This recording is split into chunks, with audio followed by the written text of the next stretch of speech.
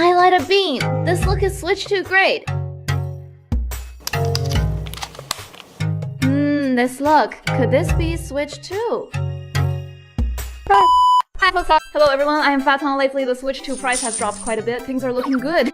Celebrate the Chinese New Year. It is time to spend your lucky money and year-end bonus. As a patient gamer, I have made the purchase Switch Lite OLED 2. The controls are not great, and there are many units. Now that Switch 2 has dropped in price, is it worth buying? Should I upgrade from 1 to 2? I will share my recent experience to give you a reference. First, the most obvious factor affecting purchase desire is, of course, the price. Compared to the 4,000 to 5,000 yuan prices in summer 2025, Switch 2 is now back to normal pricing. And during sales, it can even be cheaper than the MSRP price. My Taiwan Mario Kart World Bundle. Physical cartridge version costs just over 3,000, around 2,700 per unit. Of course, the cheapest time was last October, when bundles set under 3,000 RMB are long gone. Prices might rise slightly during Celebrate the Chinese New Year. Wait a few days first.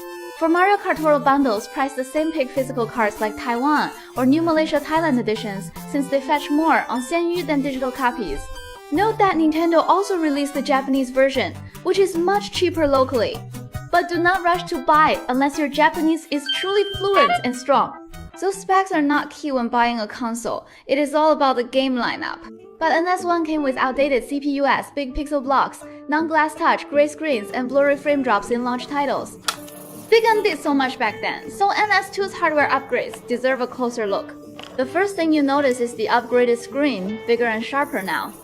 1080p 120Hz fully bonded, LCD screen a monumental leap even with the screen off. It looks darker and deeper than the Nintendo Switch OLED. The colors are vivid and clear now. HDR support makes it a must-buy for handheld mode gaming enthusiasts. But the larger size comes with added weight and bulk roughly as long as an extra controller, making it tough to slip into a pocket and head out. The weight exceeds 500 grams, which feels notably heavier, so even without a TV, I prefer to detach the controllers and use the screen stand. As for the controllers, the Switch 2's changes are something I truly love. The sliding rails are gone, boosting durability quite a bit. My first generation Switch grips began to show wear on the clips by year 2. They would just pop right off, while the second generation uses durable magnets now. The good news is the satisfying click still remains intact. The bad news is that the Hall joystick is still absent, though this generation features wear-resistant and dust-proof design, so drift should be less likely now.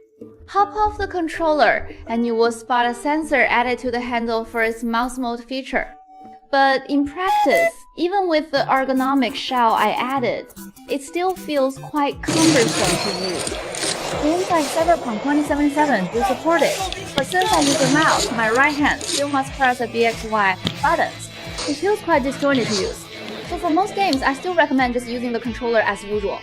This new design is much like the PS5 SteelSense controller in many ways.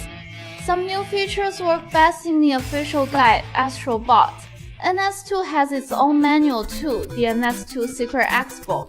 This might just be the game you can play with the new controller support best. But unlike the PS5 bots or Steam Deck's free game, Aperture Desk Job, which are all free to play, Big N's paid mini game, this manual costs 50 RMB flat. My advice is, if you got the NS2, just cloud check and learn its new features. Keep the 50 for Wild Thursday Semi-50, though Generation 2 Joy-Cons look great. Would folks buy NS2 just for the controller upgrade? We should check core specs. The NVIDIA AT239 chip matches PS4 power and is 8 to 10 times faster than Gen 1. Of course, these impressive specs owe much to the Tegra X1. It was truly lackluster. Just how big is this leap in performance? The first time I launched the upgraded Breath of the Wild, I felt a bit disoriented. Loading was twice as fast, and visuals were sharp and smooth. In handheld mode, the dynamic 1080p dips to around 700p at times, close-up sharp. Planted edges showed few jagged lines, and frames stayed near 60 all through the run. Smooth as well, Tears of the Kingdom is no worse.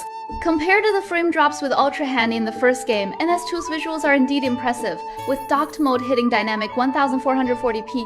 Since last year's patch, the jagged edges in far views improved quite a bit. So getting Zelda 2 right now feels nearly flawless. Veterans just lack a brain that has not played Zelda before. I am glad I held off and did not keep playing Tears of the Kingdom. Now I have finally made it here.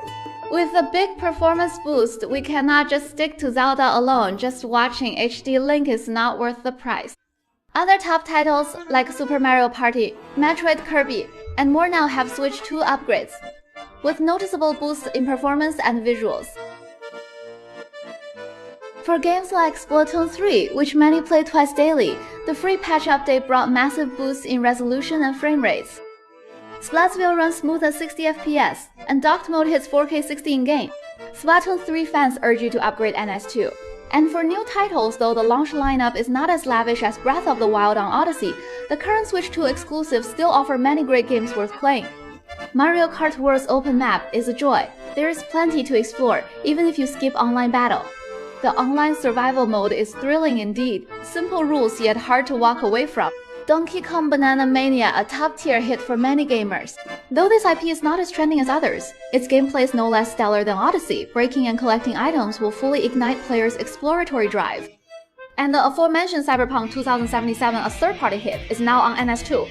Though some scenes get a bit blurry during fast motion, frame rates remain quite stable. If you would rather not sit at your PC, trying a game this way is still a great option. In terms of game lineup, while there are no top-tier new IPs like 3D Mario or Zelda for now, the current ones still offer plenty of playtime. But of course, not every game is so polished. Many first-gen titles still show little improvement after half a year or more. Take Bayonetta 3, for instance. The first game did not cap at 30, so the sequel just hit stable 60, but the blur remains. Xenoblade Chronicles 2 looked blurry right away, and in the sequel, the visuals were upscaled to 1080p, yet with a larger screen. It felt even blurrier, a textbook step backward. But if those older titles are still on your wishlist, think twice before buying. After some time with Switch 2, I personally feel it is worth it at its current price point. Would recommend it to those who skipped Switch 1 and bought the second generation model.